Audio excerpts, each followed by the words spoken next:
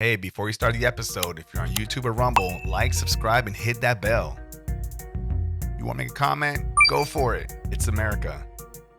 If you catch me on Spotify or Apple Podcasts, hit me with those 5 stars. I appreciate the support. Let's start the show. What if I told you that everything you know is just the beginning? Beyond the veil of the ordinary lies a realm of hidden knowledge, ancient wisdom, and untapped potential. A place where consciousness expands, reality bends, and the impossible becomes possible. You weren't meant to stay asleep. You were meant to awaken. Open your mind, remember who you truly are, and step with me beyond the frequency 369. All right, welcome to Beyond the Frequency 369. I'm your host, Cesar Pagan. And today I'm joined by Anna Zahn, known in her work and on social media as the Wild Aura. Anna is an intuitive energy healer, sound facilitator, and explorer of human potential who walks the line between science and spirituality in a way that actually makes sense. For over 6 years, she's been working hands-on with modalities like emotion code, body code, medical Reiki, sound healing, and subconsciousness reprogramming, not to fix people, but to help them turn inward and remember what they already carry within themselves. What I really appreciate about Anna's approach is how grounded she is. There's no fluff, no bypassing, just a steady reminder that our inner wisdom has always been there, waiting to be listened to. Her work gently brings people back into connection with their natural abilities, their creative power, and deeper intelligence within the body and the mind. And at the heart of everything that she does is a simple but powerful truth. The answers we're searching aren't outside of us. We are far more powerful than we've been taught to believe. And with that being said, let me introduce her, Anna Zahn. How are you? Welcome to the show. Thank you for having me. It's absolutely an honor to sit down and talk with you. It's gonna be great. It's gonna be great. I told you this offline, but I'll say it here while we're on the episode is that every time a guest sits with me, it's a gift. You could be doing anything in the world right now, and you made a conscious choice to sit here with me, to talk, to share your experiences and your stories and everything else in between. And you're sharing it with me and my audience, and I'm really grateful for it. So again, thank you for coming on this show. Thank you. Awesome. So Anna, before we get into the esoteric side of you, I want to start here. I want to know, who is Anna Zahn beyond the labels and the work that you do? Let's give the audience a little bit something to kind of get familiar with, a little bit of your origin story. So who were you before all the woo-woo stuff, right? Oh, before the woo-woo stuff. Yeah. Okay. Well, how far back you want to go? Well, let's just give us like a general, before your awakening, right? Before you found that one moment that just kind of said, okay, I have to start questioning everything, right? Yeah. A little bit before that, maybe like 5 years or so prior to that, are you a religious person, or were you doing certain practices? Give us a little bit about who you were, where your head was, amongst everything else before you started questioning a lot of things. Sure. So I was raised with a Catholic mom, Methodist dad, invited to synagogue, and my dad still has deep connections with Native American community. So I kind of got a lot of different experiences growing up. So mass at school, and then church on the weekends, and then visits to Northern Cheyenne Reservation. That was like a normal childhood for me. So I think I got a full spectrum somewhat of religious, spiritual experiences. It was normal to set up a teepee in my backyard. Oh, nice. And do a little bonfire and have a sweat lodge. So leading up to kind of before my spiritual awakening, I graduated college, did the whole like internship into a career, working for a print house and doing marketing and graphic design and, you know, all this other stuff. And kind of played in the corporate world a bit, ran a business for a family for a bit. It just everything kind of led to somewhat of leadership positions everywhere I worked. I kind of learned everybody's position, and then somehow I wound up in the leadership position. And but I, you know, was hard grinding, hard working, and in between all of that time building up to my spiritual awakening, I was going 150 miles, like no helmet on the back of a motorcycle, in the sense of like speed in my life to not slow down. Because I had basically, since like 2012, lost like a family member or a friend or someone. Like every year I was like grieving. And it was a little too painful to slow down and feel. So I just kept getting faster and going harder. And so I kind of finally got to a point after kind of going through what society tells you is the progression of life, and what you think is your path of, you know, the house, the marriage, the kids, all the things. Step by step, the job, all of it, work hard, go in, even if you're sick and not feeling well, like all of that, doing all of those things that we're kind of like pushed into in a way or programmed into. And I finally got to a point where I was just so sick, like just chronically sick all the time, pain every day. Apparently, chronic pain is like not normal.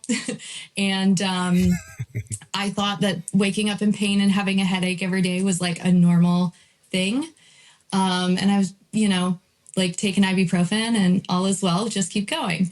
And so I finally hit my enough point, probably, I would say at the end of 2018.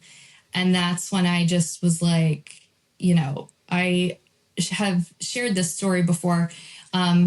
My friends and I write resolutions for each other every year, like what we think the other person should like try or experience. And everybody sitting around the table had said to take time for myself, like everybody, without talking to each other, without anything, basically implied to fill my cup because I was running on empty. And I was just at a really low point because I was just continuously doing things for others and nothing for myself. And I was just like, this human experience is awful. I do not want to be here. I don't want to do this anymore. I was like lowest of the lows.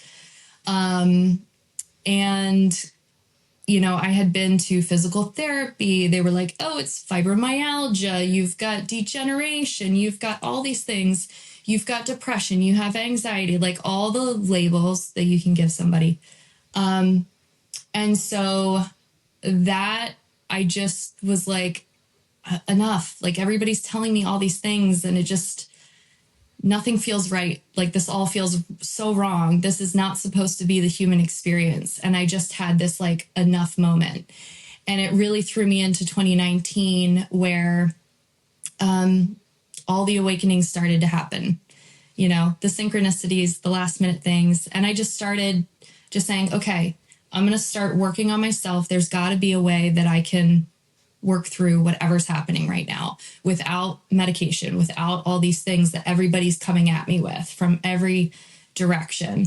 And so that, you know, and then the random trips, the numbers, all the things started compiling. And yeah, that kind of was like the kickoff was 2019. And right around the time my mom got breast cancer, it was just like everything was lined up perfectly. It was like the perfect storm to just throw me into my own shadow work and my own like ask the questions, like, why are these numbers following me? Why is this person telling me to, like, go check out Reiki and go get yourself a Reiki session? And what is Reiki? I don't even know what that is. Like, what are these things? And then from there, it snowballed, and it kept getting faster and stronger. And then I was exploring all the other stuff, but that's kind of like the lead up to everything in a nutshell. Yeah.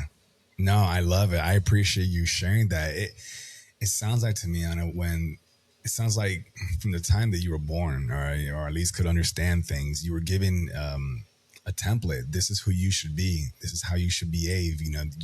Someone gave you your narrative, and they say, here, and do all these things. If you get these jobs, you'll be successful, and don't hang out with these people. No, that's tough. That's tough. And there's so many people that are still stuck doing that, following someone else's narrative, someone else's truth. And it looks like it kind of sounds like when you said you were going, just go, go, go, go, go. Did you feel like you were making up for something, or what do you think you were trying to reach? I think I was trying to run away, almost, not sit with myself long enough to look at all of the grief and pain and heaviness and kind of everything that I carried. And I think that there's also, it's kind of like two things that are true at the same time, where I was kind of like numbing the experience by going faster and just like trying to run from sitting with myself, while also trying to be enough, trying to just, chronic people pleaser tendencies, would do anything for anyone at the drop of a hat. Like, forget about me. I'm dying. You need help. Like that was my really big thing that I've been working through the past couple of years, which is, it's okay to put myself first. And just knowing that I can show up better when I do that. And the magic that unfolds from doing that is wild, to say the least. But yeah, I think that I was always trying to just feel good enough, or on the deepest level, reaching for love in some way. And so I've done a lot of shadow work, done a lot of work on that.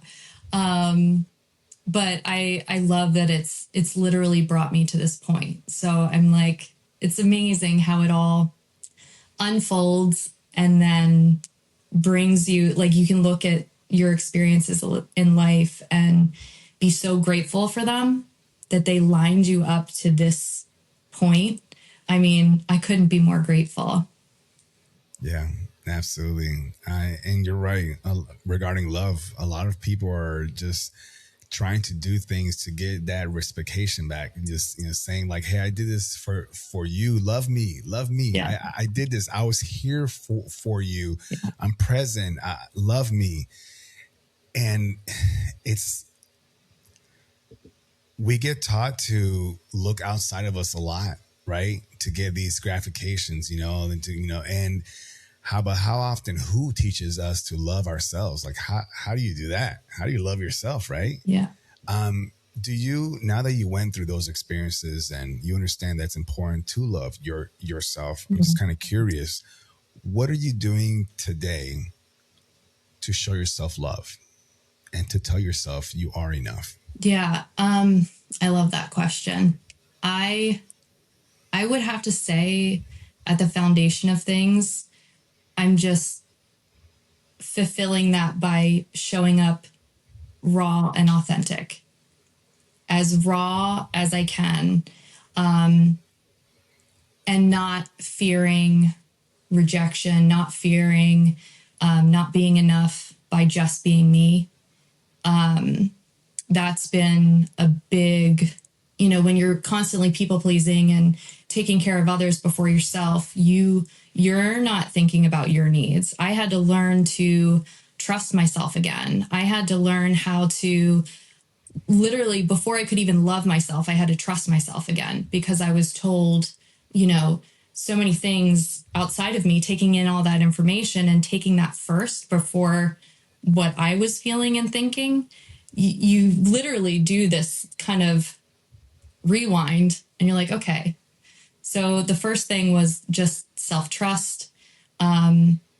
Before I could get to that like deep self-love and knowing who I am at the end of the day and what's in alignment for me and what feels right, and learning to listen to that quiet and sometimes very loud voice that's just like, go here, do this. Like the more that I learned to trust that, the more I started feeling just naturally like proud of myself and excited for myself. And it just like was all returning and starting from within versus waiting for the world to tell me how to feel, and just trusting my inner feelings, not being afraid to share them. Or, I'm an Aquarius, so I like to spend a lot of time up here. So Yeah. I had to do some work on like, what does that actually feel like in your body again? And what does,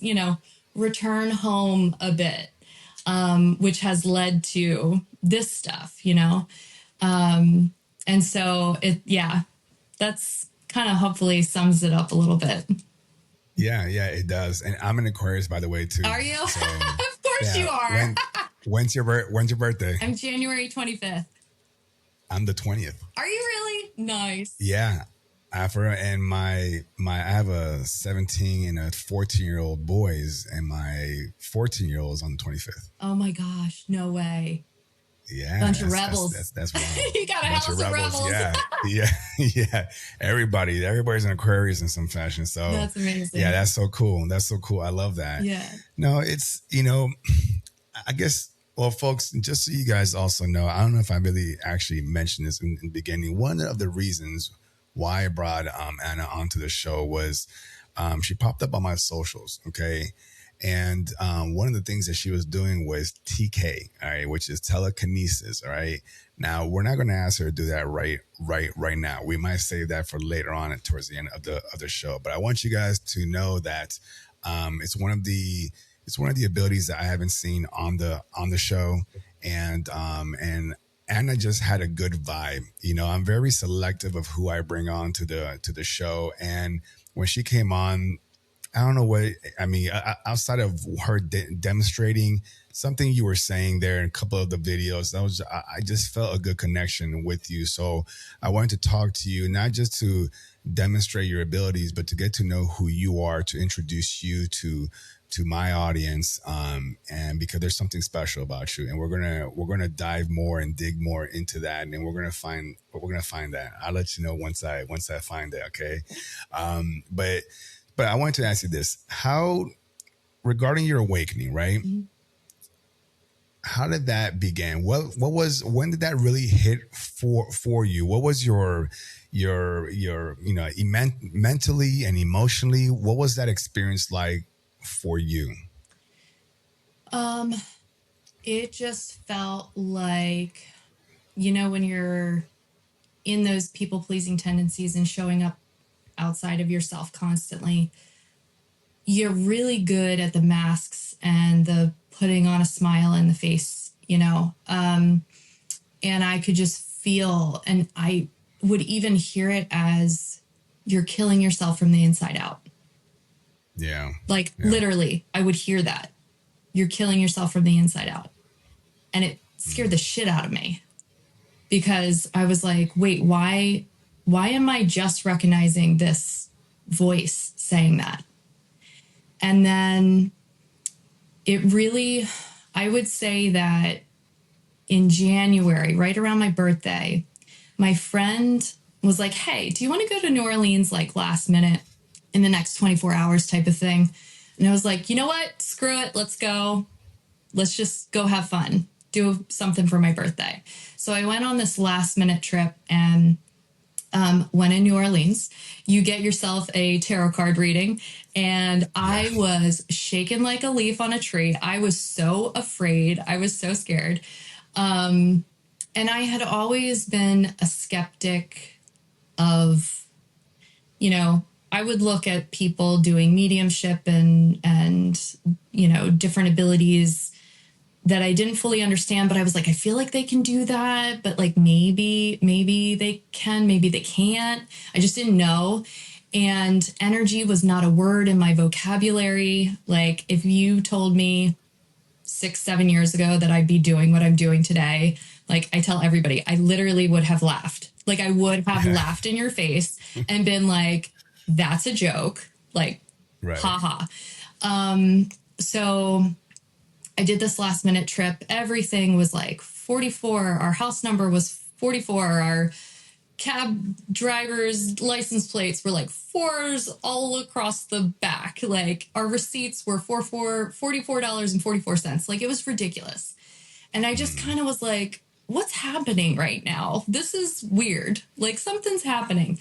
And that's when I did the tarot card reading with Rhonda.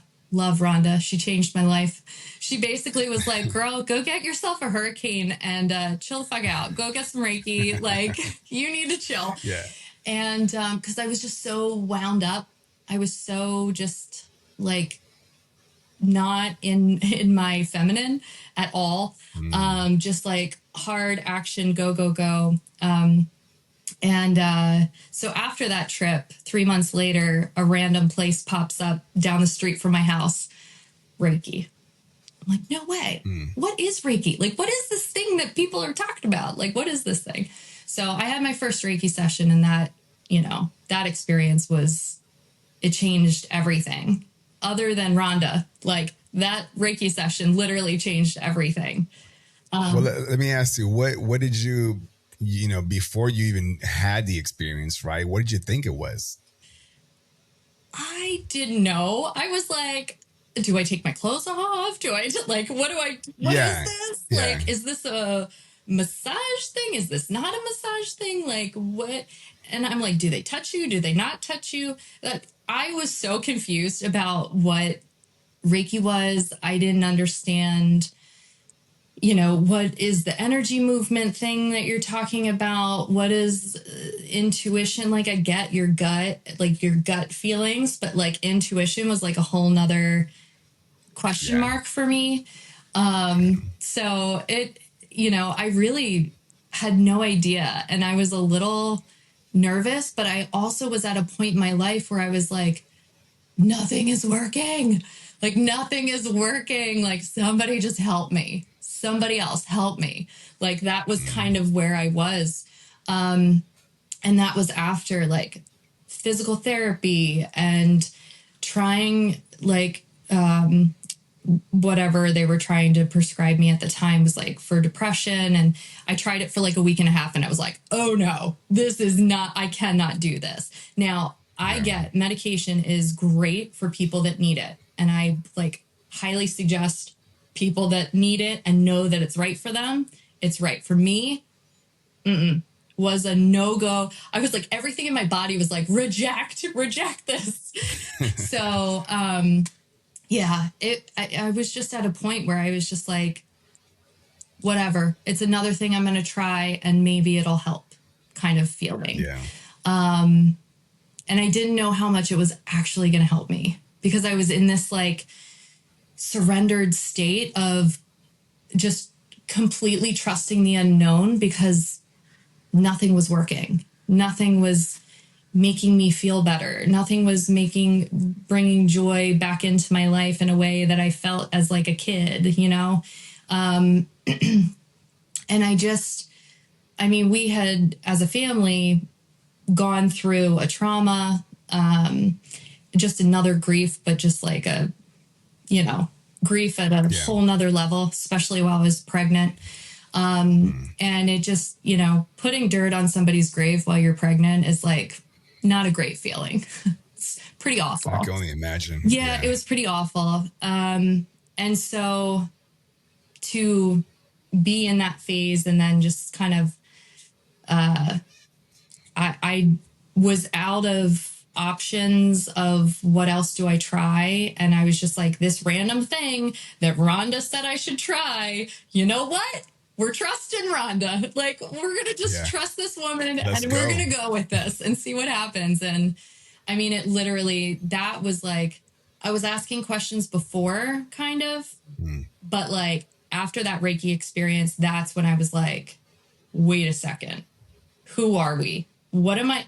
What am I? What am I doing? What is happening right now? And it was just all the questions started coming then. That's interesting. And I feel compelled as you're talking about that, because you mentioned that before Reiki, you were going through these things, right? Yeah. You had your depression, you were maybe a little bit anxiety, a little overwhelming. I mean, there was a lot of things going on. And then going through this healing modality, it did change your way of thinking and feeling. So I'm compelled to ask you, for folks that are listening right now and watching, that don't want to go to somebody and ask them, hey, what's that like? Because they don't want to be judged. Since you're talking about it, do you mind talking to these folks and just let them know, how did that experience help you? Just even in the best way that you can describe it. What did you feel? What were some of the things that were going through your head? What were some of the questions that you asked yourself? See if anybody here resonates with that. Thank you. Yeah. So similar to the tarot card reading, I was a little nervous before, because it's kind of something you've never tried and you don't know what to expect. You don't know what's going to happen. Like any situation where you're kind of in this complete unknown. So with my experience, she was really good at explaining what I could potentially feel or experience, which was helpful for me. Somebody that's like really was in my analytical, like, need to understand this from, like, explain all the things to me. Just of like, I could experience muscle pops and tingling sensations and maybe seeing colors with my eyes closed, or maybe getting images, or just feeling calm or just at ease. And so I think she was just able to put me at ease, just knowing like what I could potentially expect. But it was almost like my favorite things are literally running into the unknown now that I understand it. It's because, you learn, there's such a heightened emotional state in a new experience, that new neural pathways are built in those situations, that it literally can change your whole entire life. And in that moment, I was having such a profound experience of my mind completely aware, completely awake, but my whole body was asleep. It was almost like at one point I was so relaxed that, and she was playing sound. She was playing sound bowls at first. And I just kept saying, okay, I'm just going to surrender and trust this experience. Whatever I'm supposed to get out of it, I'll get. Maybe I'll be healed. Maybe I won't. Like, it's okay. I let it all go. I give up. Like, I'm tired of struggling. And so my whole body basically fell asleep. So it was weird to like hear the cars outside, but I could hear her playing sound bowls, and I could feel anytime she would move around me, I could kind of feel where she was.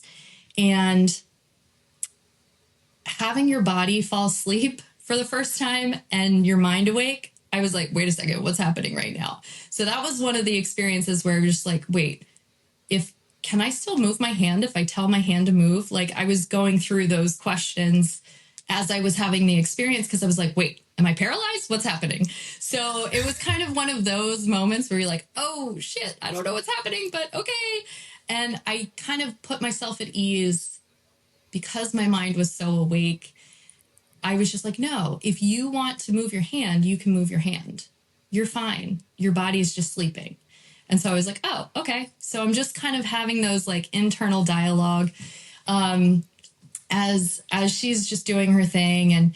And so I was feeling the tingling sensation, and I was when she would play the sounds, I could see colors dancing. It almost looked like with my eyes closed, and you kind of have that blackness behind your eyes. I just could see tie-dye colors dancing. And come to find out, I was saying the order of the colors to her, and she was saying, oh, that's the progression of sound that I was playing. And so she was moving from the root and playing the bowl for the root chakra and moving up. And I was seeing the colors and I was like, this is wild. And then she would change it and it would be like purple and red. And it would be the combination of energy centers that she was playing, basically. But I was seeing sound as color, which then I was like, wait, how can I see sound as color? This is so weird. Like, can everybody do this? Is this just a me thing? Is this an everybody thing? And so then I was just like, I have so many questions. I have all the questions. And she was really good at just being able to answer them and give me a little guidance to the experience that I had. And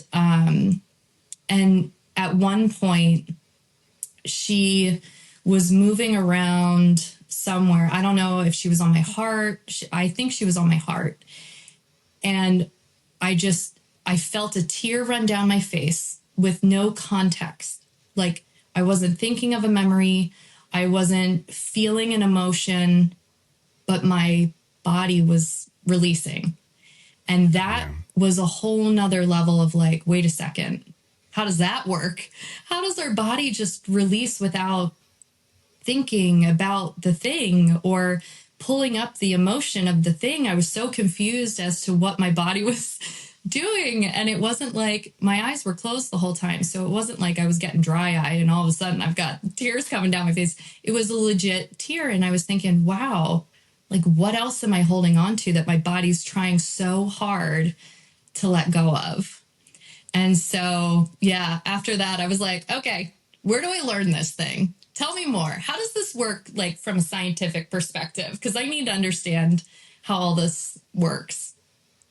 Yeah, no, that's a beautiful share. No, that's beautiful. I haven't had a Reiki session done. I've been offered so many times. I have friends that do it and everything. Just haven't found the time myself to go do one. But I've heard many experiences to include yours now and everything. So I appreciate that. It sounds fascinating. I just got to put it on my calendar somewhere. Yeah. Well, let me ask you this though, because that's so cool. From where you sit today, what do you think? Let's just ask the question. What do you think we are? What are we in your understanding? I think we are. Wow. I think we are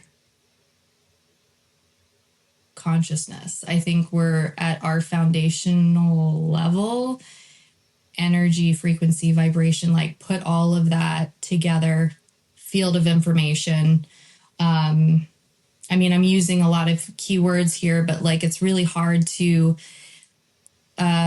express what I think we are, because I think what we are is like so big that it's hard to put words to it. I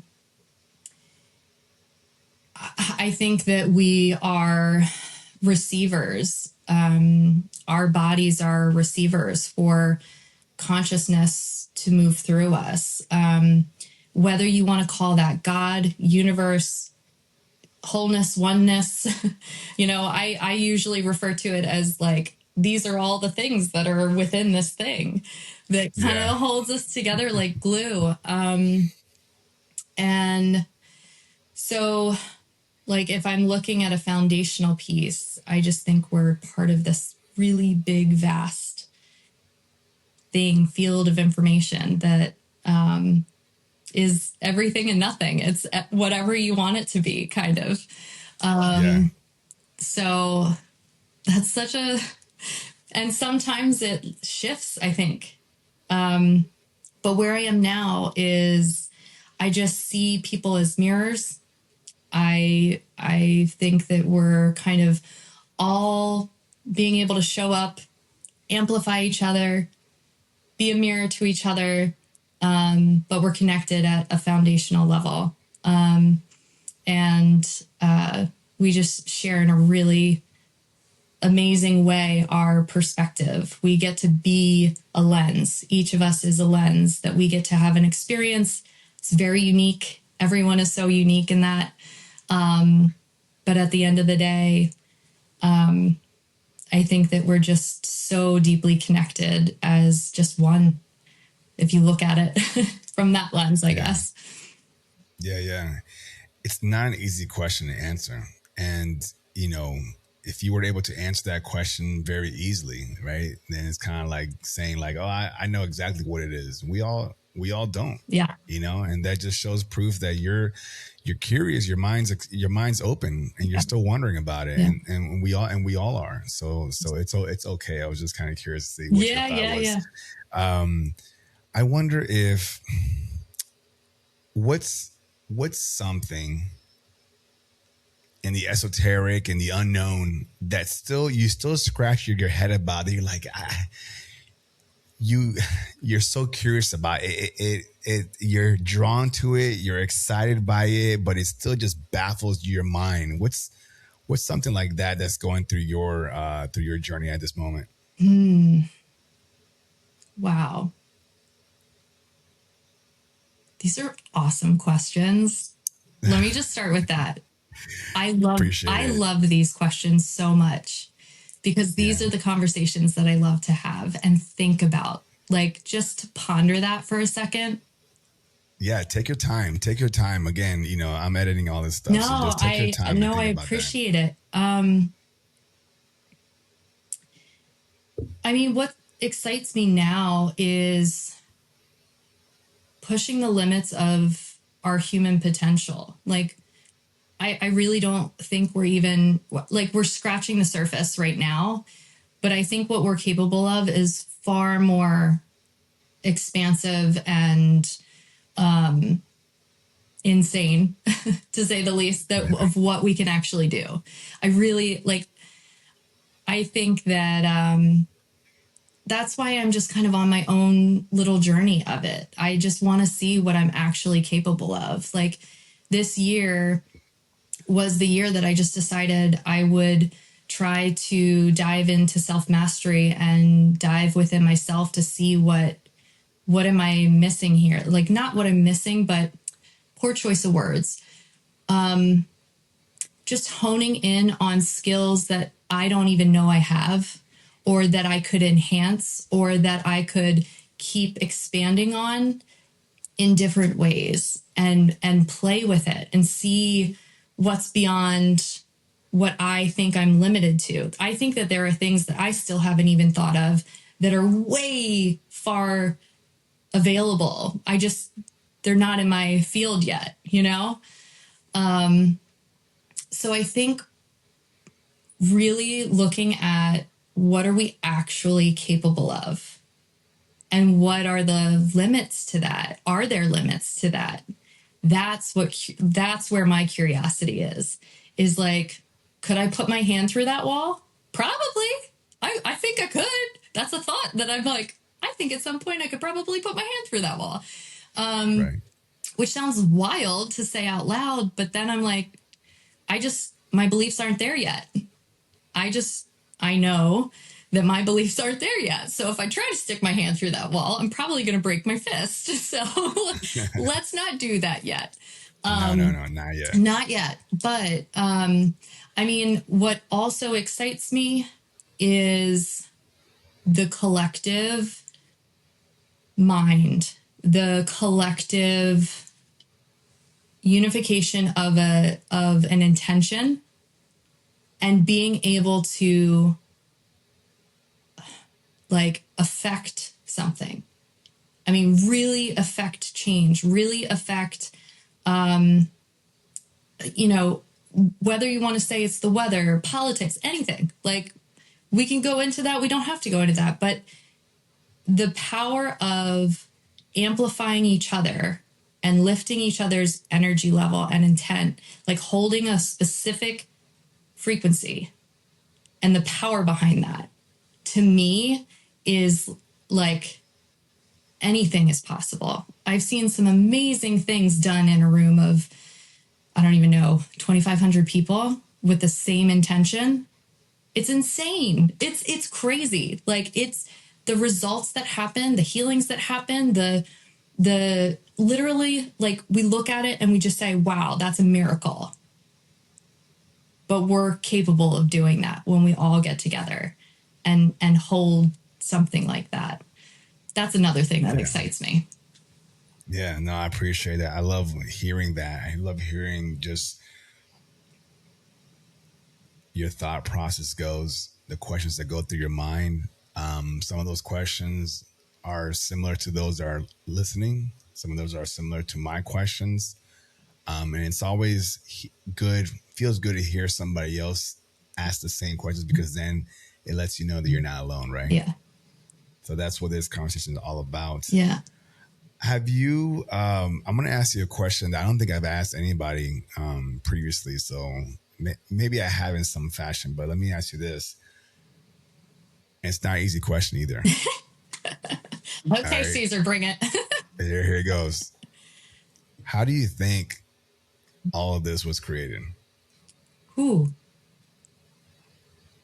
From your understanding, from your perspective, from everything that you think that you know, from before woo-woo Anna to now, take all of that and just your answer. Well, humbly, I don't know the answer to that. Where I have dabbled in my thoughts are, I think that, my thoughts a couple months ago were, I wonder if it's, diving into sound and light and how all of that could come into origin from nothing to then everything. I was guided kind of to follow sound. More recently, I'm guided to follow light. So playing with all of that, and then you hear things like simulation theory. You're like, that's really interesting. Is it programs upon programs upon programs? And what is the foundation of that? What is the source of that? I love this question because I think it's part of our human nature to want the answers to all of it.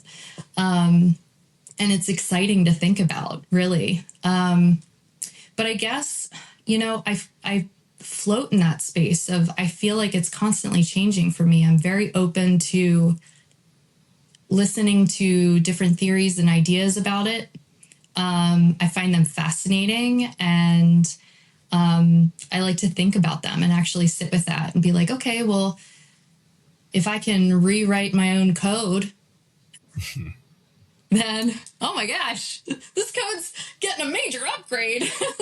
Super upgrade. Yeah. Level up.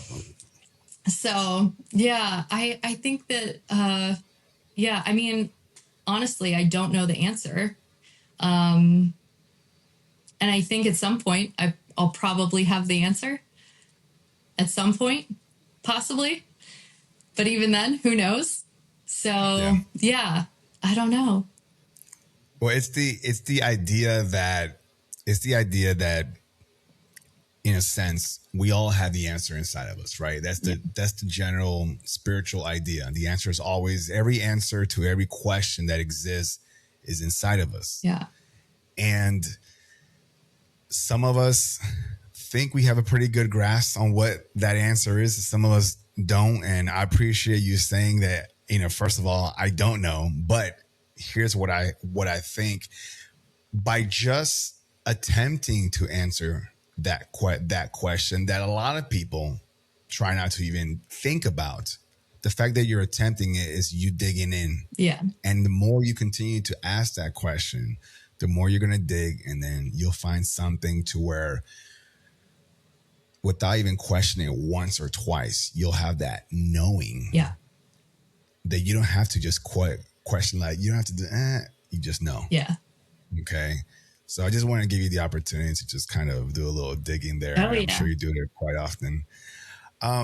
Okay, so have you heard of like the Psi Games? Have you heard of those? Cesar. Cesar.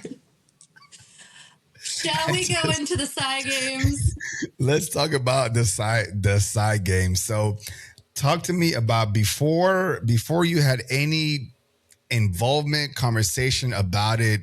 Did you ever even think that you were going to be anywhere, even in the vicinity of something like this? No. No. I mean, now I asked for it. Let's just go back to the fact that I set the intention in 2025 that self-mastery was going to be a thing somehow. And I started my year out with, I was gifted and somehow manifested a remote viewing course from Monroe Institute, which I took and I loved. And I kind of was like, oh, this is interesting. I like how they take kind of this hardline approach to what I kind of do from a one-on-one distant healing session. I'm tuning in. I'm just, here's your radio station and I'm tuning in. There it is. And so with the Psi Games, I was already on their email list and I got this email that was like Psi Games. And I was like, yep, don't even have to think about that one. Yep. That quick, huh? Oh, it was, there was no hesitation in my body. Everything was like, F yes, this, you are going. And I mean, I was. How long ago was this? How long ago was this invitation when you said hell yes and everything? How long ago was that compared to when you actually were there? So I got that invitation, I think in February or March, maybe early March. Of this year? Yes.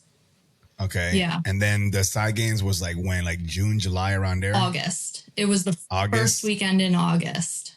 And okay, so you said hell yes, let's go. But between then and the time that you actually started, what were you doing? Were you like an Olympic champion, like preparing? Like what was your prep workout so for all that? I didn't compete. Okay. I said, I want to go to this thing. I need to be at this thing. Everything says, go to this thing. Do not miss this. Be there. Yeah. Had to be there. Yes. And so for me, I actually had the pleasure of being able to witness people compete. There was a small part of me between that time that said, I wonder if I should compete. But I didn't have, I thought I needed a team. I thought I needed all these things that I didn't necessarily have, but I knew like maybe I could compete. I don't know. And I never felt solid on, and I didn't know what to expect because it was the first one ever. And so I was, I just kind of was like, I feel like I could do this, but like maybe not. I just didn't know where I stood with the people that were actually going to compete. Who am I? Like, I'm nobody. Like, I'm nobody. All I had was my background in feeling my own energy and feeling other people's energy. And, I don't do mindsight. I can see things sometimes with my eyes closed, or I can tune into things and see things like remote viewing, but it was never like, I do this thing. It was kind of like, so I didn't feel confident going into it as a competitor, but I knew I had to be there. And so I got to watch all the competitions, and I even played around with the remote viewing one. And at one point I was with my eyes closed. I had my friend JT sitting next to me, and I'm writing with my eyes closed, kind of like what I'm seeing, what I'm feeling. And I was writing the same thing as the person that I was focused on their target. They were writing the same thing at the same time.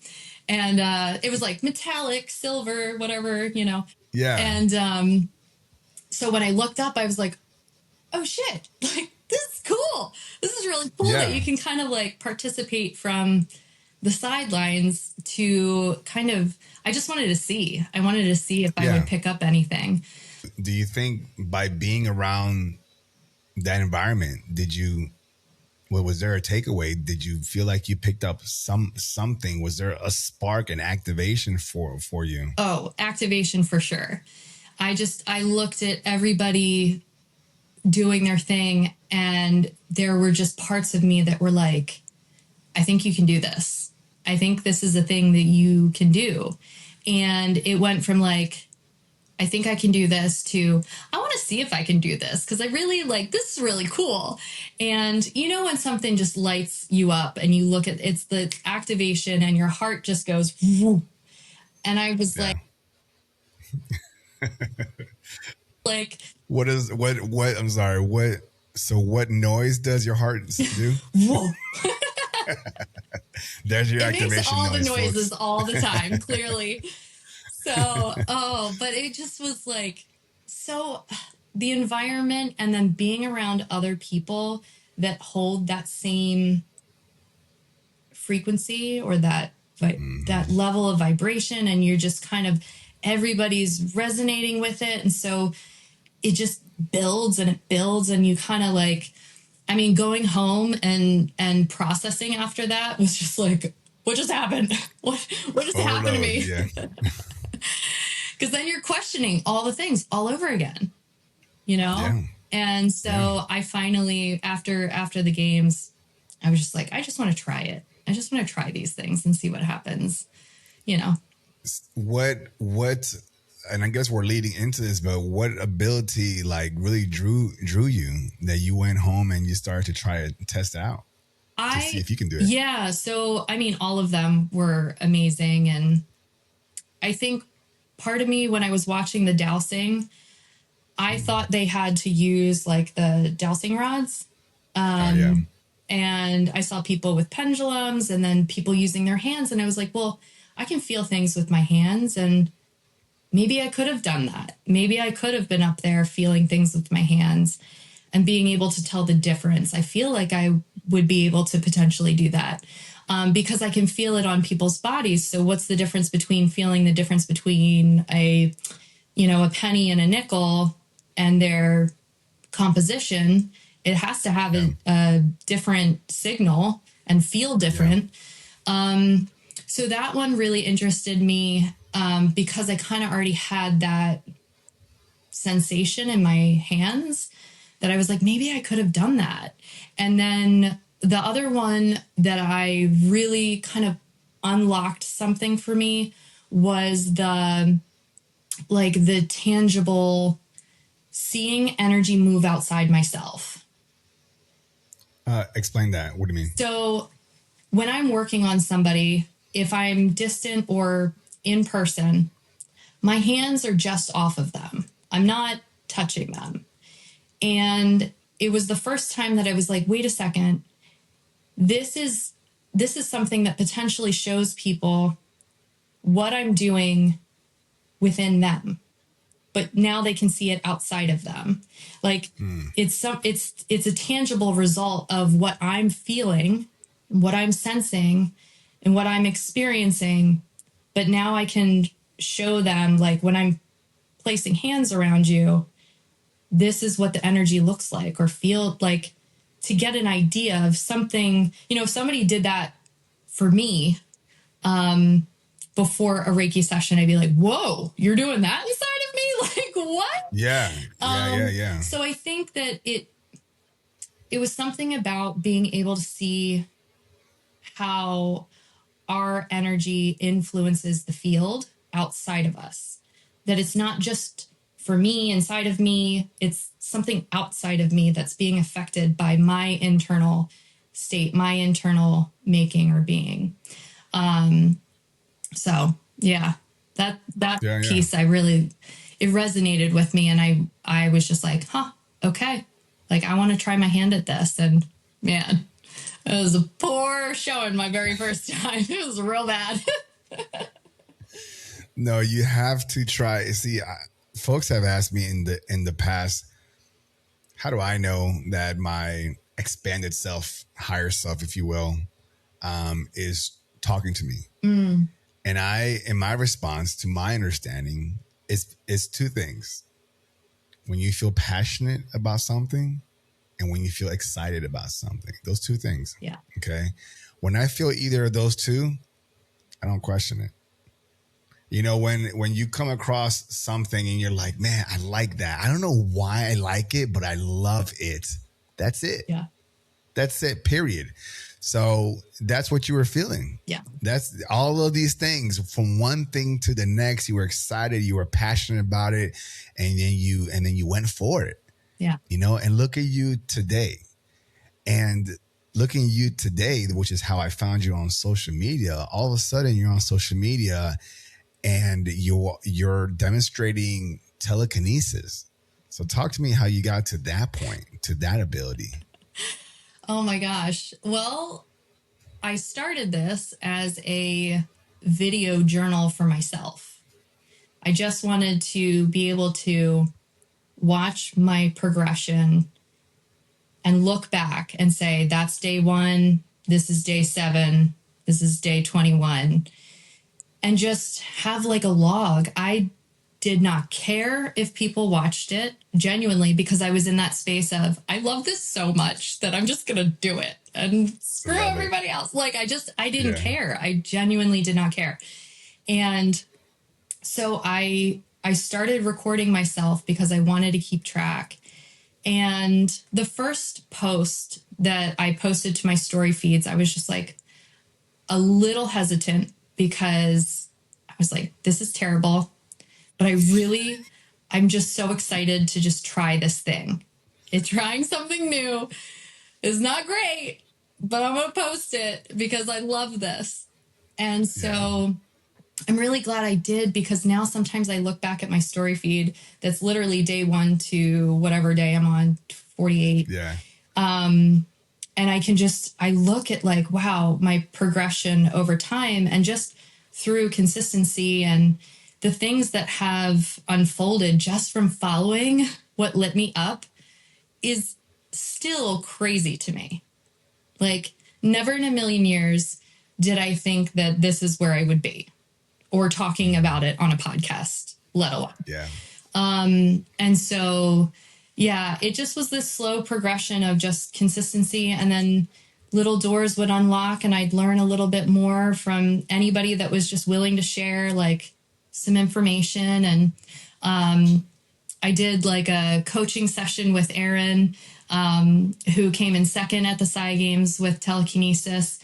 And from there, I just ran with it. I just kept like trying and experimenting with things. Maybe it's time of day. Maybe it's if I ate something different. Maybe it's a, frequency that I listen to. Maybe it's, and I just kept trying these different things that I was like, okay, is this going to impact it?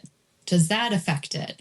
And so just within my own self-practice, I'm learning so much. Like, I'm learning what works, what doesn't work, what state of being you need to be in, and what you need to be tuning into and feeling and sensing. And it's given me this opportunity to really drop into my body, which for an Aquarius, all that energy.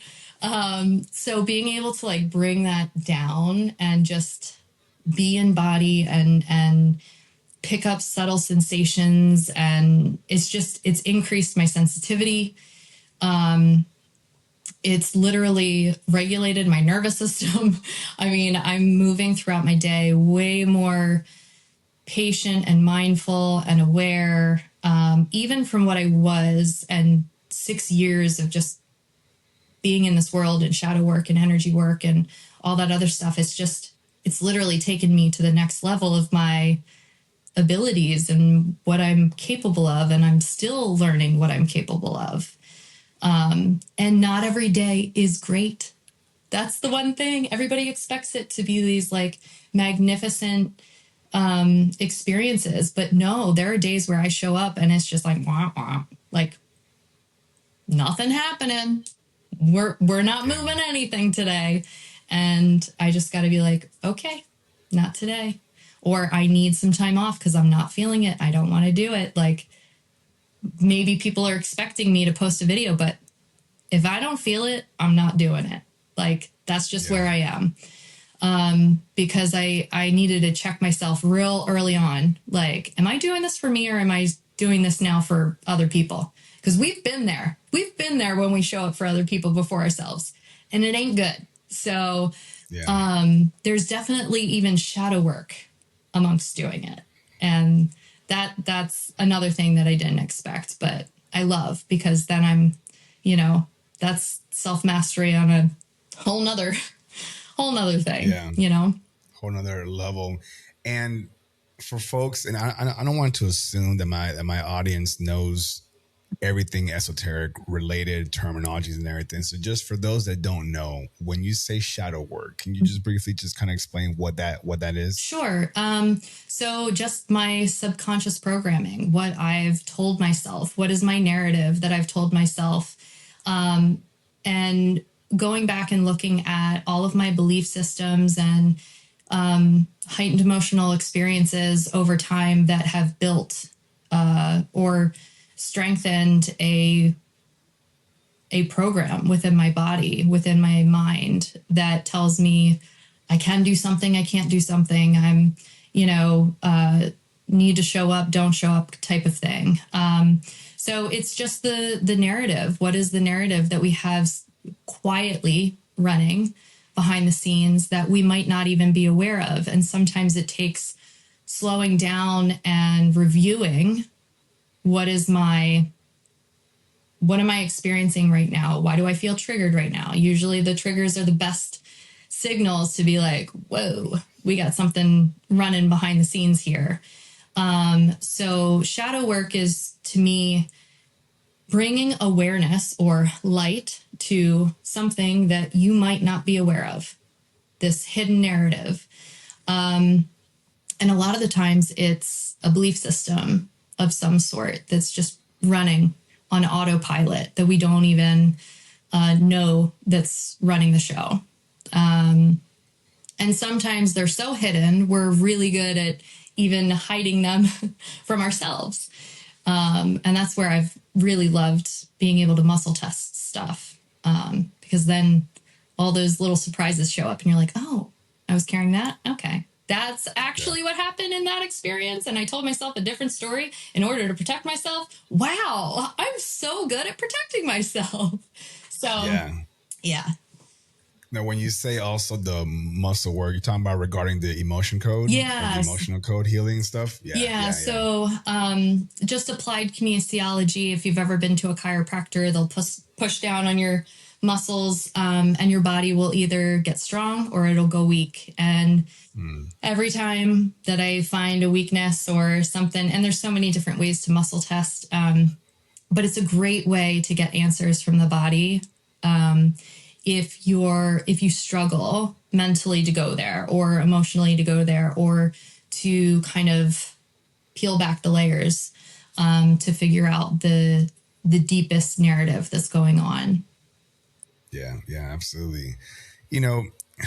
It's amazing to hear all the time and effort that you've put in to practice the methods of everything that you're just curious about, from the TK stuff, right, to the energy healing and the feeling like you're just curious and you're just taking all the time and learning. You're recording yourself so people can also learn from you. I love how you document yourself, because I know you said that you were initially doing it for yourself to look back, but you're leaving a lesson, a class for people to go back and say, oh, I remember on day 30, she was at this point, and, and you're encouraging, you're showing a lot of people.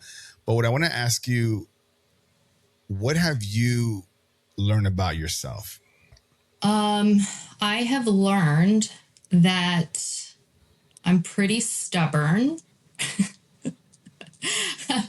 I have learned that I still struggle with trying to control an outcome. I have learned that when I initiate to force something when it's not meant to be, have all my shadows. Like I just, I've learned a lot about myself, but I've also learned how devoted I am. I've learned how sensitive I actually am. I've learned, I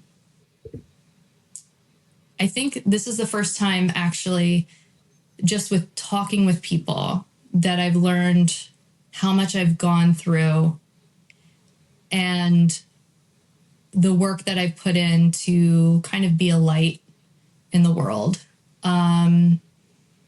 which I feel is part of being here, is just being me, and that's enough, and that's the light. And I have learned also when to pause and take time for myself and back up. And so I've learned a lot from this experience. And also, even before getting into this, like, there was a part of me that was like, we're able to do this. This is not like a me thing. This is a we thing. We can do these things. And I am dedicated to the process of understanding what we can do. How far can we, that Aquarius nature, to rebel just slightly. Where's the line? I'm going to step right over that line. You think that's a boundary? You got to.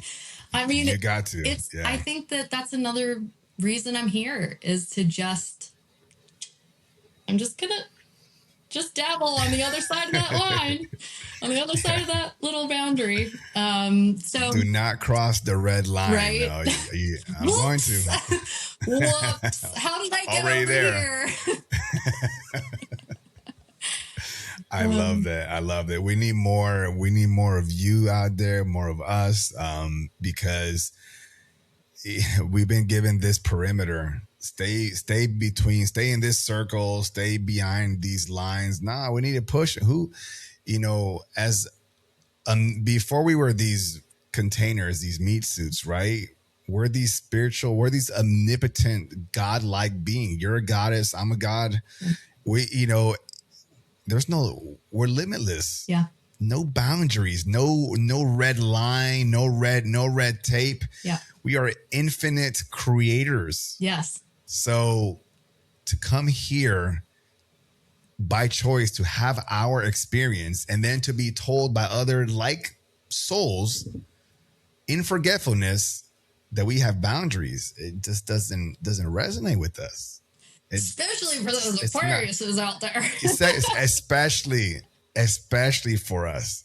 So it's I'm just glad that you're stepping into your divinity and you're just pushing the limit into what some would call woo-woo, a niche thing, the esoteric. And look at you, and you're talking about it, and you're out there, and people are seeing you, and you're like, so what? Like, this is me now, Yeah. And I've never been happier. I've never been happier. Never been happier. Yeah. Look at that, right? Yeah. That whole go mindset. I mean, I don't see you as that. Yeah. Thank you. I see that you're collected. You're more collected. Yeah, we all got our quirks. I got my quirks too and everything, but you're on a different level now. You're on a different frequency. You're riding a different wave. Yeah. That's a beautiful thing. So, folks, as you guys been watching, you guys have been seeing Anna, and she's near her table, and there's this interesting contraption, jar upside down, if you will. And for those of you that don't know, you're probably asking the question, what is that? So I'm going to let Anna just explain to you guys here real quick. What is that? And then I guess we'll just kind of go from there. Yeah. Now, what do you have in front of you? So this is just a basic Psi wheel setup that I've made at home. So I practice between so let me just make it easy. This is just basically a candle base, something that I can shove a sewing needle into, and then a cut up piece of aluminum foil. So what I do is I basically fold the foil in half, or you can round it out. If you're just starting with telekinesis, the best thing to do is create the least amount of friction for somebody that learned the hard way. And my first experience was with a toothpick and a sanding block and a piece of aluminum foil that was like tightly pinched at the top. Didn't work. I was working with high friction. So for beginners, it's really nice to start with something a little less friction. It helps with movement a bit better. And a lot of people get tripped. Okay, go ahead. Well, no, sorry. I was going to say, and why this? Like, I don't know if you've done any kind of, I haven't done any kind of dig. Like, why the whole like needle and aluminum foil, like out of anything? Why not a cup or a ball or something, or styrofoam? Yeah. So you can do the cup, and the cup. So with a flat surface, so this is not as flat. The cup is nice to do over water in a pan, to just kind of work on magnetic. I saw that. Cool. Yeah. I saw your video. Awesome. Oh, cool. So yeah, I mean, if you put it in a pan over water, it floats. That was something that I saw when a group of individuals got together in Census Ogden or somewhere out there. There was a workshop that they did, and everything in my body was like, you need to go to this workshop. And I wasn't able to go, but I saw a video and somebody had posted and I was like, I'm going to try that. Like I see something, if I see something, I'm going to try it, especially if it's nothing that I've done before with working with my energy. So the cup is great because you can do it over water or you can do it on a flat, smooth table and you can work on pulling. And then with the foil, you can use square pieces, you can use paper. Paper is a little higher friction. So that's, if you're learning to dribble a basketball and you want to be an NBA basketball player, you're going to start with, I'm going to just dribble the ball and feel what it feels like leaving my hands. So you got to start. I mean, some people can jump right into it depending on their level of awareness, energy awareness. And so that also matters, being able to like slow down and tune into your body and your energetic field, and your energy body. So because I've always been able to feel energy in my hands, before I learned Reiki, I was like, why do my hands not want to go together? Why do they feel tingly? Why some people get hot? I don't get hot. I run cold. I'm like basically a corpse. I don't know if you can see this, but like 68, girl, 69. Girl Yeah, is a wow. corpse in her hands. And I love the comments that are like, it's heat from your hands. And I was like, I wish.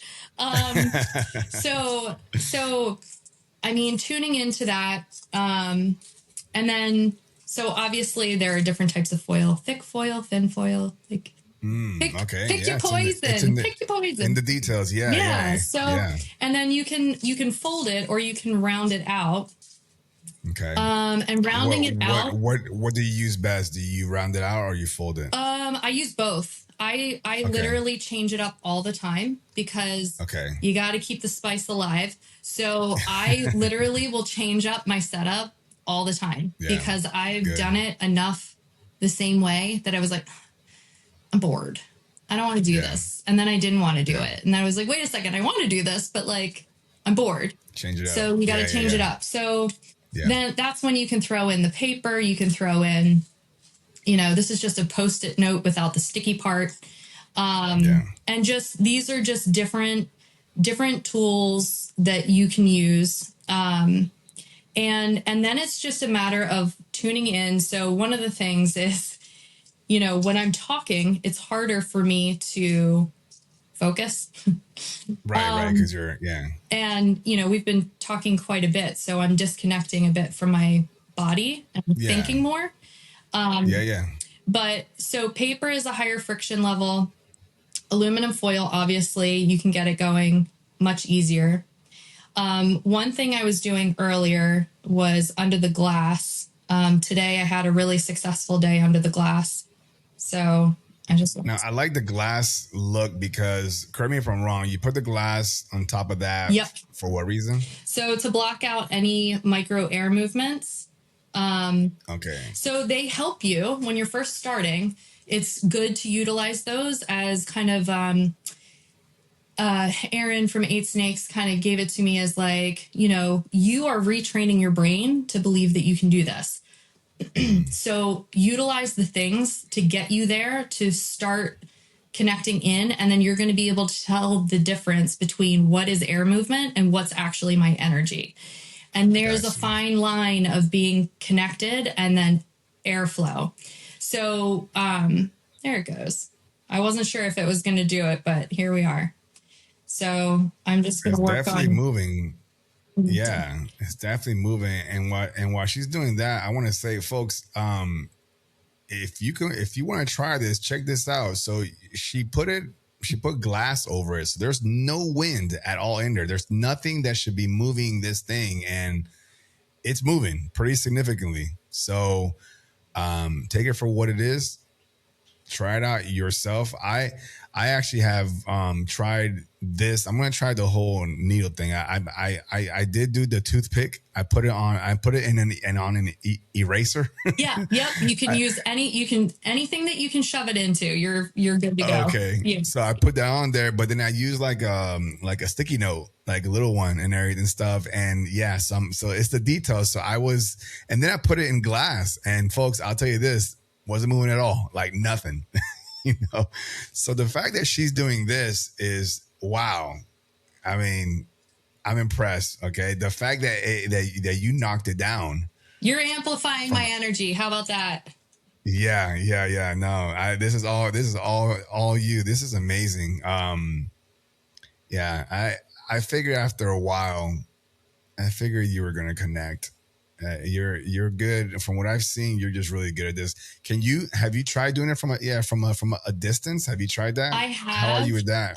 So I was able to do it with just my mind like 2 days ago. So the past 3 days, for anybody that's really sensitive and that's tuned in, I don't know if it's just me. I know some other people that have had similar symptoms of just whatever's happening. But it feels kind of like an escalated energy. For me, sometimes I get surges of energy, and then I'm like, what do I do with all this energy? And so I like to take it out on the side wheel a little bit. Yeah. And then smack it around a little. Yeah. But when I did a 30-minute meditation, a Dr. Joe Dispenza meditation. I love his work. I've been to his like a week long, and like people keep mentioning his name a lot. He was I don't know. Yeah. He was the first person that when I was kind of just waking up, he was the first person I came across that was able to be a bridge for me when I was so in my analytical mind and so in my left brain, that he was able to answer and provide answers that I needed at the time and guidance that I needed at the time in order to bridge the gap between the science aspect that I was desperately wanting and needing and the spiritual experiences that I was having. I was able to better understand what was actually going on, so I could kind of lean into the spiritual side a bit more, because then I felt like I kind of understood the logic to it. Yeah. And so I've done a week long at one of his workshops, and the stories are just insane. But anyway, so I was doing one of his meditations. I was doing, I think it was electric body one. And I was basically just sending energy up and down my body, just like everywhere, basically. And you kind of focus on different energy centers or chakras, and he uses energy centers. You can call it chakras. You can call it whatever you want. But I was basically moving that energy all throughout my body. And I was like, I wonder what would happen after I'm done that meditation. I'm just going to sit down in front of the closed jar and just see what happens. And literally I sat down and the thing just like spun without me using my hands, because I rely on these because I can feel energy so strongly. They're more Yeah. sensitive. And so there's, I guess, a couple different ways that you can do telekinesis. And someone had asked me if I was using more of my mind or I was using more of my energy body. And I do both. I kind of learned, okay, if I get everything right here, then I can just sit here and I can affect the field. So it just is a reminder of how powerful our inner state of being is, Yeah. like really powerful. Yeah. And just through sitting and focused awareness, what can actually happen. And then with my hands, I rely on my hands because I feel this as tingling, and it's not heat, That's because we know she's that's got corpse hands. she's got corpse hand, but that's Listen. crazy though. As soon as you just went like this, it just went with you. Yeah. That's amazing. So, and it's building a relationship. A lot of people underestimate the level of relationship that you're building with an inanimate object.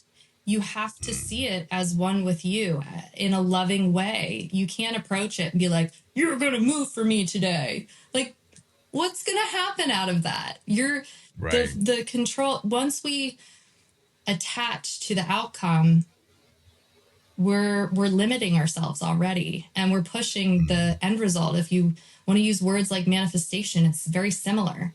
If I want to manifest something in my field, I'm going to sit with what it feels like.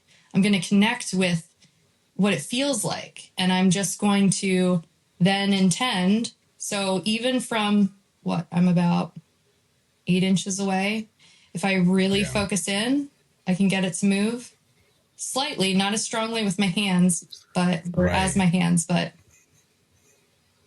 and that's just focused on what am I feeling in here. And when I do that, touch my heart center, it moves. But that's so cool. Yeah, that's amazing. I wonder if like I'm gonna probably do something really stupid here, right? Well, I wonder if I from here can try to move it. Yes, you can. Right? Yes, you can. Yeah, right. That's just good, right? I know you can. We're gonna just try it. So right now it's by itself, and you said to just try to connect to it, right? Mm-hmm. All right, let's connect to it. Let's see which way I don't know if it's gonna follow my hand or not from the camera, but we're gonna try.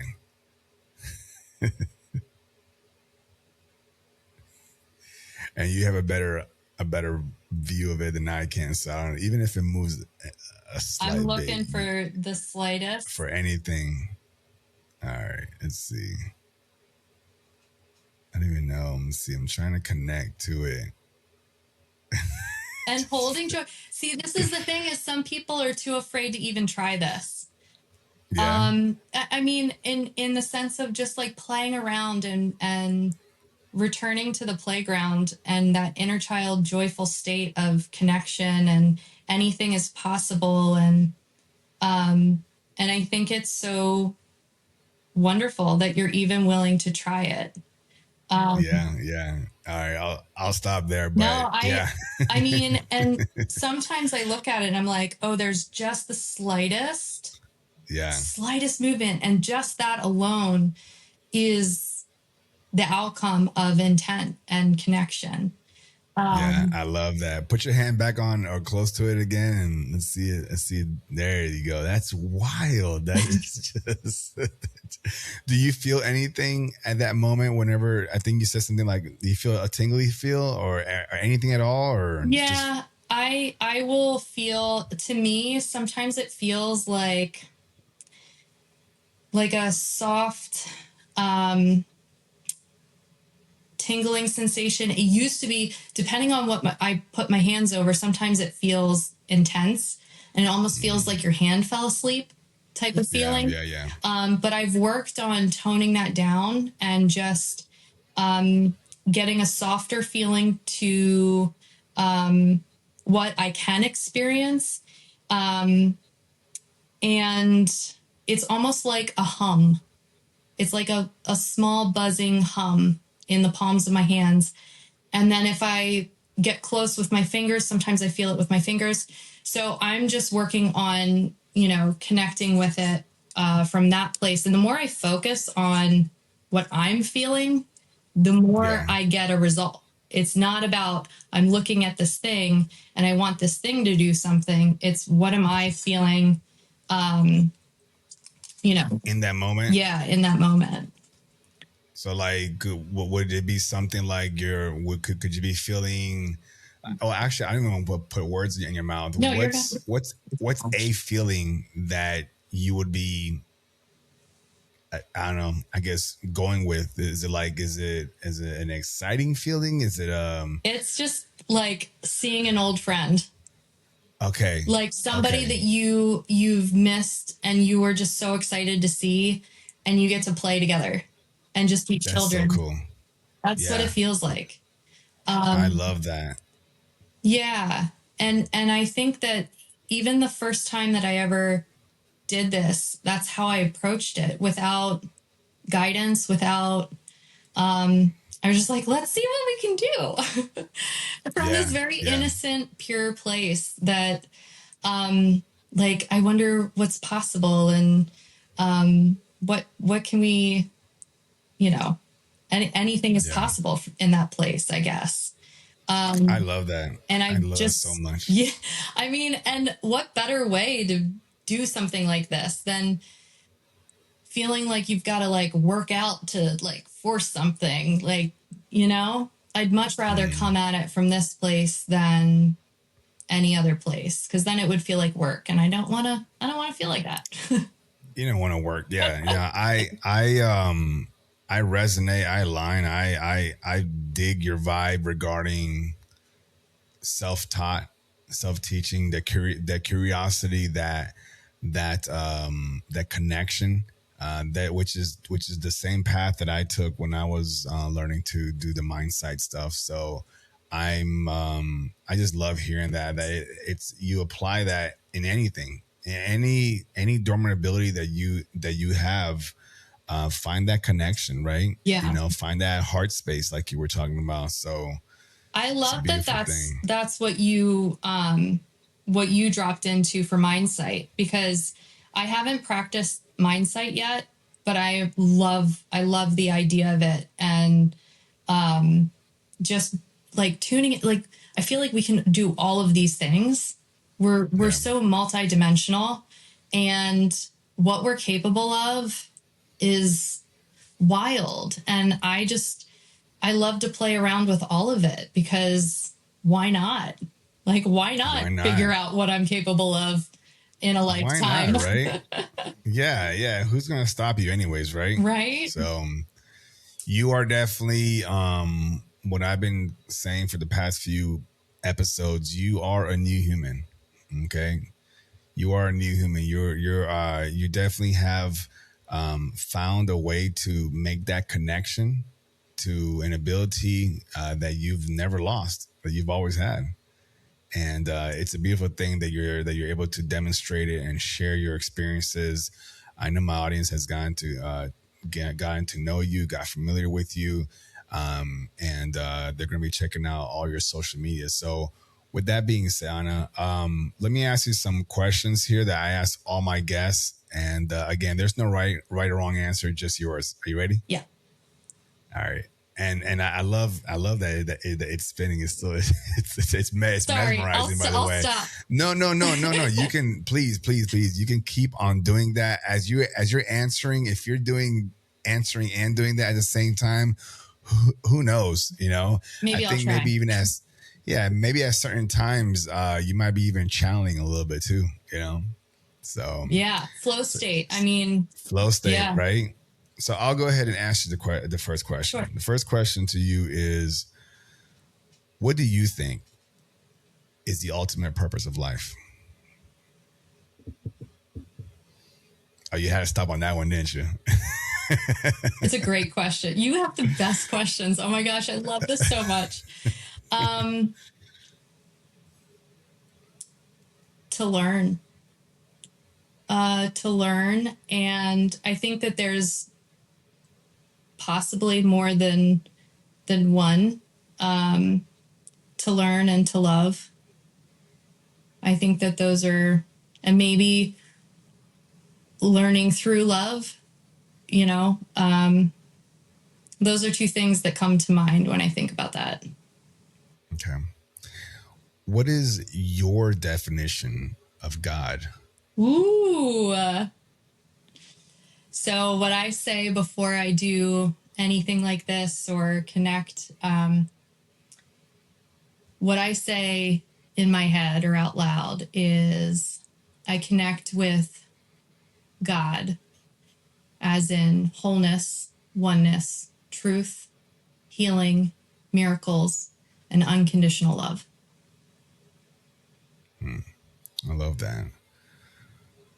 What's love? Huh.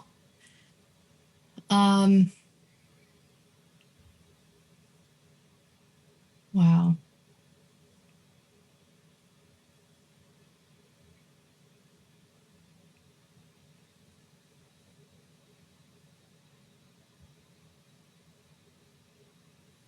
Wow. I don't even know how to answer that other than I could say God.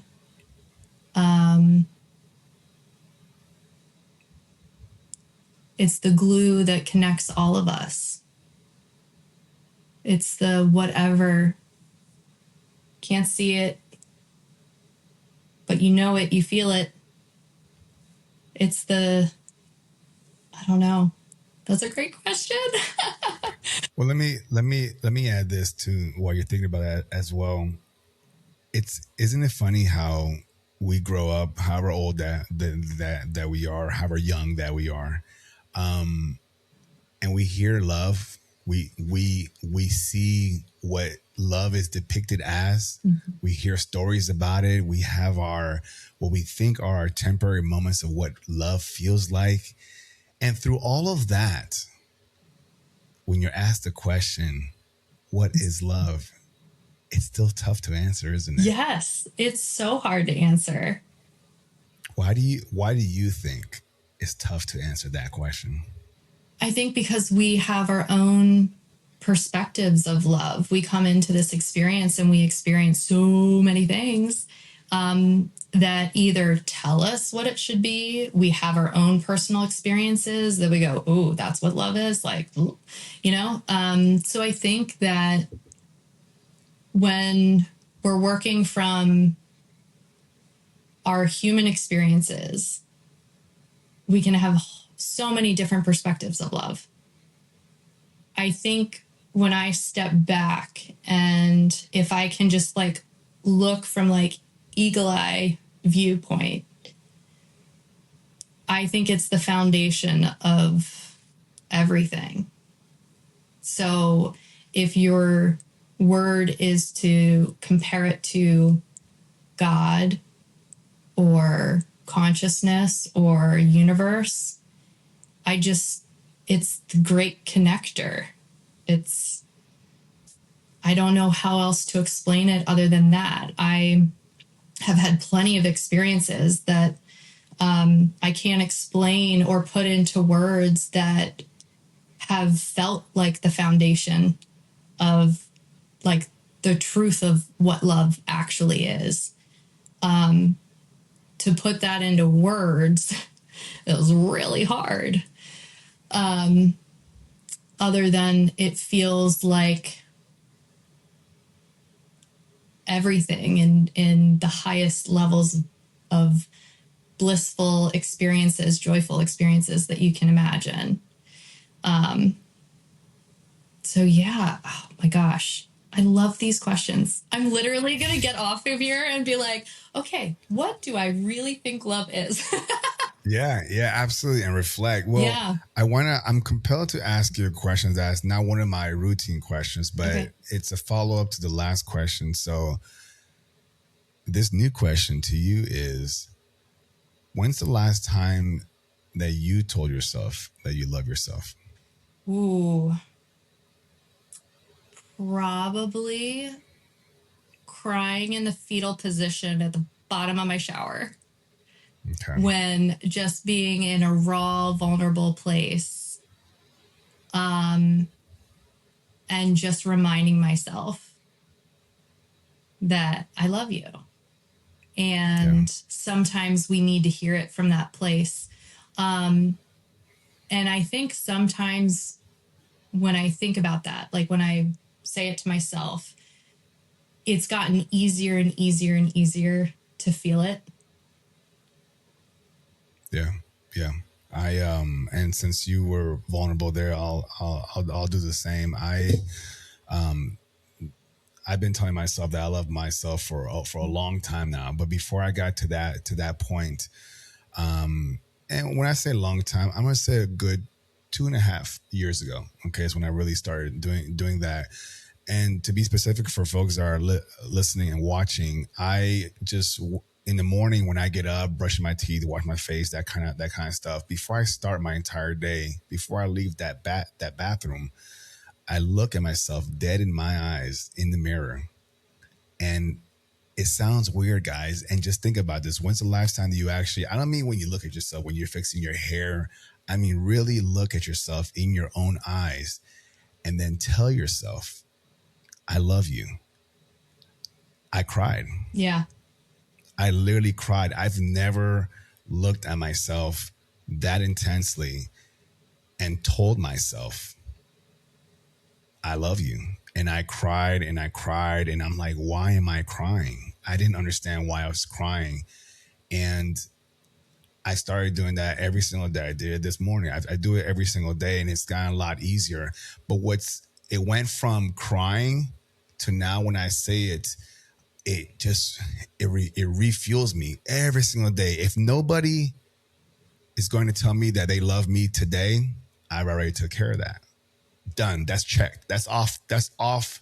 I don't need to worry about it, So however way that you guys take that message or however way that resonates with you, the point is that what I'm saying and what we're saying is take 3 seconds, look at yourself and just tell yourself one of the most important things that you've been looking for, that you ask for, just give it to yourself. Say, hey, I love you.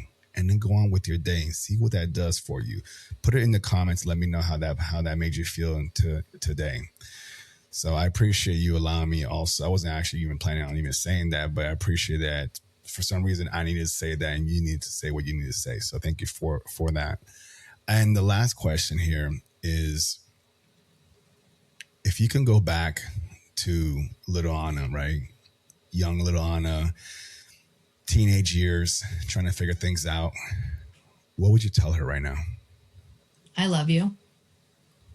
I would, without hesitation, because I felt, even though I had all the love in the world, loving family, loving friends, trying to figure it all out and being so in my own dark world as a teen, I would reach out for anything outside of myself, looking for love. And even if it was there, I didn't feel it. I wasn't genuinely feeling it. And it's because I didn't necessarily truly love myself at that time. So that's probably the first thing that I would tell myself, for sure. Yeah. And thank you for sharing that. In that moment that you were saying that, were you pinpointing a certain part of your life? Yeah. A certain version of yourself? By you doing that, you just talk to yourself. Quantum entanglement. Oh yeah. You just that version of you needed to hear that, and that's going to affect you here in the present stuff. So, well, I appreciate that. Thank you. And I appreciate you sharing your self-practice, because it makes me reflect on my own. And, I worked 6 years to retrain my brain to wake up being excited to be here and alive. And, that took at least the first solid 3 years of forcing myself to say that, to be like, oh my gosh, I'm so grateful I'm here and I'm alive. And now I wake up and I'm genuinely excited to have another chance to just, what am I going to do today? I'm so lucky. And to add, I love you to myself in the mirror is just, I'm probably going to cry too. And Aquarius says it's really hard to make us cry. Yeah. But like, it's such a gift that we think, we used to think it's so far away from us. Like we're no one's loved me 3 years. I don't date somebody for, all you have to do is just tell yourself that. Yep. And it's the same effect. If you, in your case, the guy that you think is the most handsomest, you've been crushing on forever, he tells you that he loves you and you're like, oh my gosh, I'm melting, right? That same, whatever triggers in your body, you know, physically and chemistry wise and everything, you can do that to yourself too. Yeah. It's not a secret.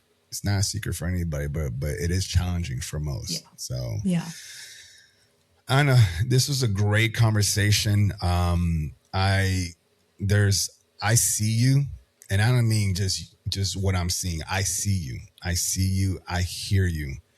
And I think you are going to do amazing things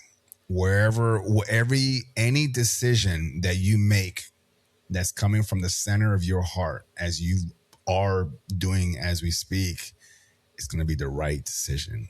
Hands down, no questions asked. Who cares what anybody thinks? This is your experience and you're enjoying it for the ride, for the whole thing. And I want to touch back on something you said in the beginning of this episode about when you were on the go, trying to be enough. Think about this. You being born, everything had to be perfectly aligned for you to exist. Your parents, everything that they went through, their grandparents, your ancestors, the time of day, the snowflake that was falling from the sky, whatever made your parents fall in love, like everything had to be perfectly aligned, and not to exclude the billions of, you know, seeds and whatnot, you know, like everything had to be so perfect for you to be here. So just the fact that you were born says you are enough. Thank you. Okay. I want all of you to follow her. I'm going to have her links at the bottom. Anna, if you tell everybody, how can they find you if they want to reach you and continue following your journey? Sure. So I'm both on Instagram and TikTok as The Wild Aura. And my website is thewildaura.com. I do healing sessions and I'm doing one-on-one coaching calls for anybody that wants to get started in this. Just to help them out. There's certain things that would just understanding small little mechanics of it all. And yeah, I just appreciate you having me on, and thank you. Thank you for, there's so many things that I get to reflect on after this interaction that, you know, like mirrors, like I get so much out of this and I appreciate that. Yeah, you're so welcome. And same goes both ways here. I will have all of her links on the description below, guys. So you guys can just go in there, click and go and support her. Cheer her on. All right. Remind her that she's loved. Remind her that she's enough. And by doing that, you're also reminding yourself the same. You know, I'll leave you all with this, that the ancient Mayans, they used to greet each other by saying Alakim, Alakim, which means I am another version of you. So they always knew that who they were looking at was just another fractal, another version of themselves. So by treating that person with kindness and love, they're only doing it back to themselves. Okay. So treat everybody that you see, speak to everybody from the heart. Don't forget, they're just another version of you experiencing life. Talk to them. Don't ignore them. Hug them. Speak to them. Okay. Is there any last comment or words of wisdom or just anything you'd like to say to my audience before we take off? Sure. So don't forget to slow down, pump the brakes, love yourself, and don't forget to play. Play is a big piece that we miss as adults that can be really healing and can open up and unlock a lot. So I'll just leave it with that. And with that being said, folks, as always, I love you. I see you. I hear you. I am you. Continue to ask questions. Don't be afraid to pull back the curtain. Push forward. Always looking beyond the frequency.